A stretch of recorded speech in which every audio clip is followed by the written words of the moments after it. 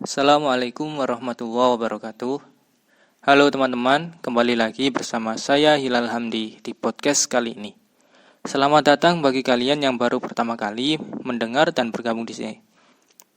Kali ini kita akan membahas mengenai sisi lain dari pemanfaatan lingkungan perairan sungai sebagai sumber pariwisata.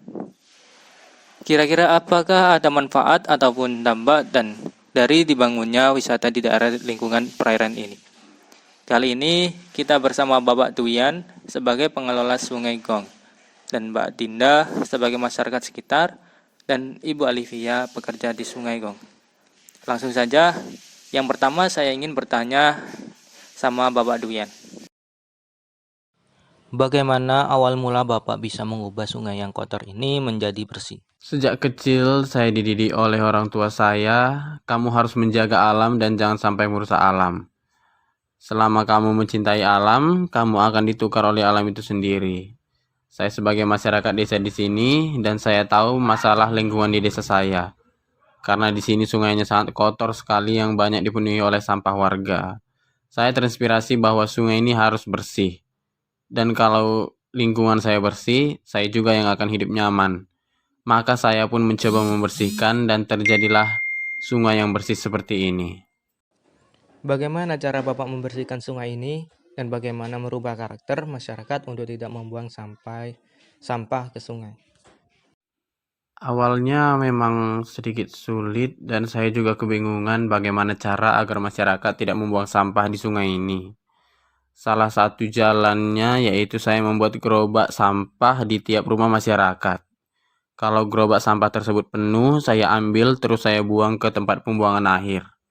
Karena saya sendiri yang melakukan hal itu, akhirnya karakter masyarakat pun perlahan berubah.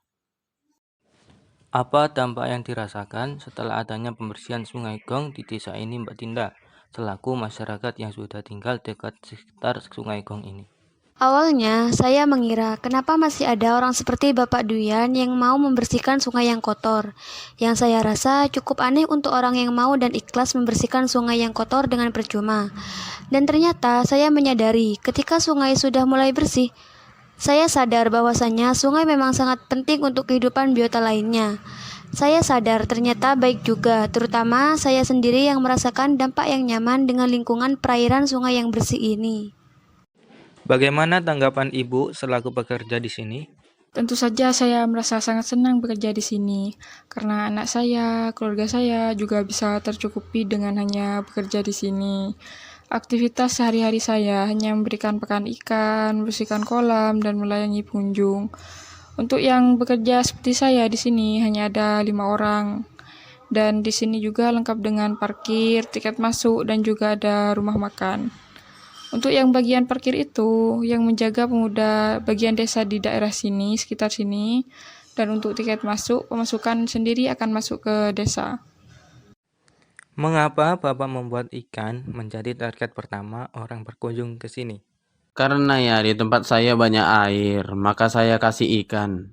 Akhirnya produksi ikan ini juga luar biasa. Ikan yang bagian atas adalah ikan untuk wisata seperti ikan koi dan ikan mas. Saya mempunyai mindset untuk menghilangkan stres untuk orang yang berkunjung di sini. Ketika mereka melihat ikan yang banyak ini berenang di sungai, maka perasaan mereka akan menjadi senang. Apa pesan Bapak untuk anak muda masa sekarang? Zaman sekarang, yang namanya harkat dan martabat seseorang itu jangan ditentukan oleh status.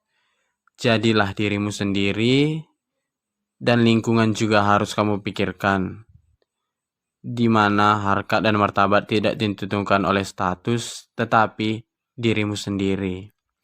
Kalau kamu punya cita-cita tapi tidak dengan perilaku dan perbuatan yang baik, sama saja dengan orang gila. Cita-cita harus dengan perbuatan yang baik. Jadilah manfaat di tempat tinggalmu sendiri. Itu adalah makna orang sukses. Apabila Anda berusaha dengan tekun, apapun yang akan Anda kerjakan, pasti bisa.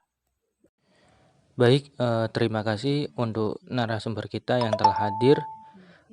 Dari saya, jurnalis Hilal, meminta maaf bila ada kata salah ucapan. Saya mohon maaf yang sebesar-besarnya. Wawancara hari ini kita selesai. Cukup sekian. Wassalamualaikum warahmatullahi wabarakatuh.